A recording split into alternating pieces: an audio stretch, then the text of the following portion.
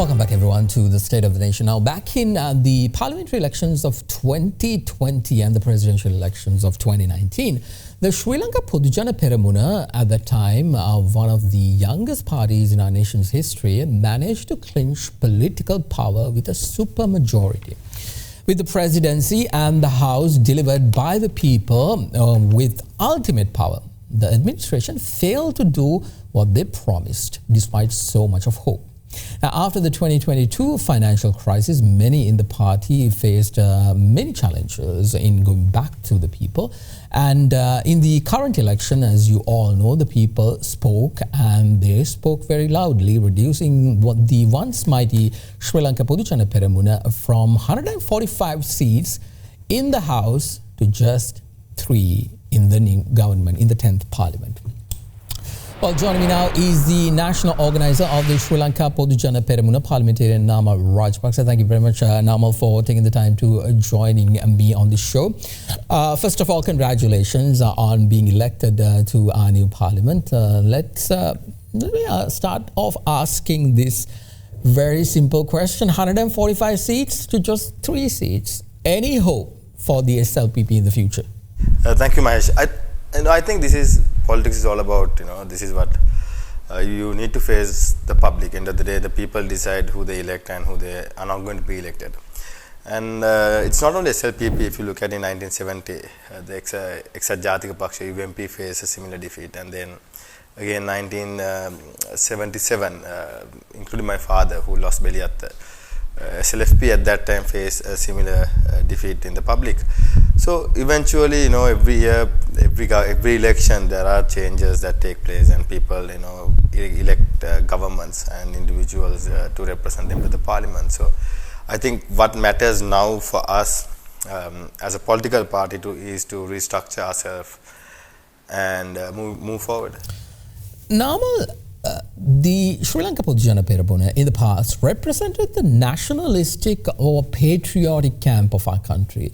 Your father, President Mahinda Rajapaksa, was very much pivotal in creating such a place for Sri Lankans who wants to be more conservative and to keep fighting for national values. Now, in this previous election, this notion seems to have been thrown out by the voter. They threw it out back in 2015, but wanted it back in 2019 and again out in 2024. Do you think there's still a place for the patriotic or nationalistic people of this country in your party? Or has that changed, or are you hoping to change that at all?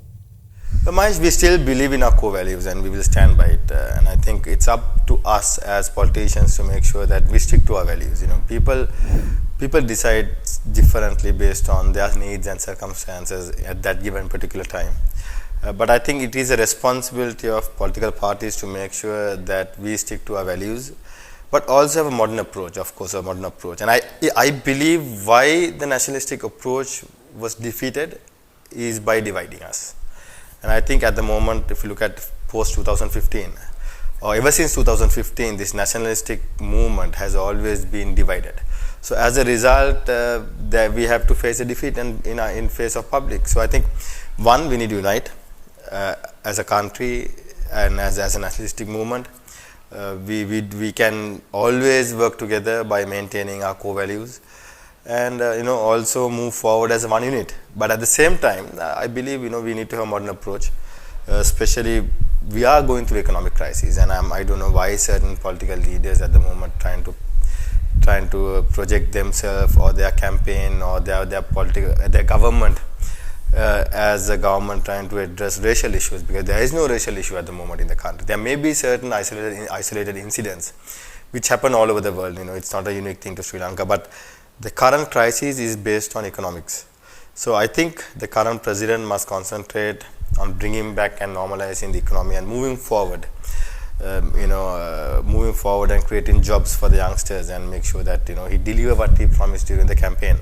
But unfortunately, it seems to be they are more concentrating on reconciliation, or they're talking about the racial issues or how political parties can eradicate that.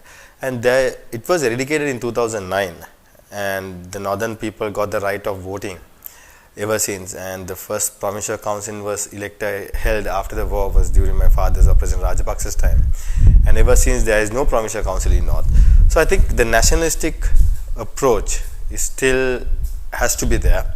And I think my party, we will maintain that core value. And I must reiterate this, we are not racist. We are not racist, but we are nationalists, and we believe the culture should be preserved, the languages should be preserved, and as a country we all should live peacefully. Understood. Now, Namal, only 3 seats. How can you make it work? How can you make your voice, the people who voted for you, heard in this 10th Parliament? So I think the President Amrukumar Disanayak has proved that 3 seats in Parliament still can form a government, and not just a government with 2/3 majority. So it's just a number in Parliament, and we believe it's a shift. It's a shift of voter base to a different need. And if we as a party maybe we make sure that we maintain our core values and we address the needs of the people, I'm sure the voter base will shift back to us during the next couple of years. But it's up to the party and us, not only 3 of us, but as a group, because we have probably one of the political parties in the country who has the strongest network, Mahesh. Our network is starting from Jaffna to Dondra. So we need to reactivate that and make sure that we engage with our party cadres and the public in coming years. Indeed. Well, a lot more to discuss later on as this new parliament keeps moving ahead. National Organizer and Parliamentarian Namal Rajapaksa, appreciate you talking to me, and thank you very much.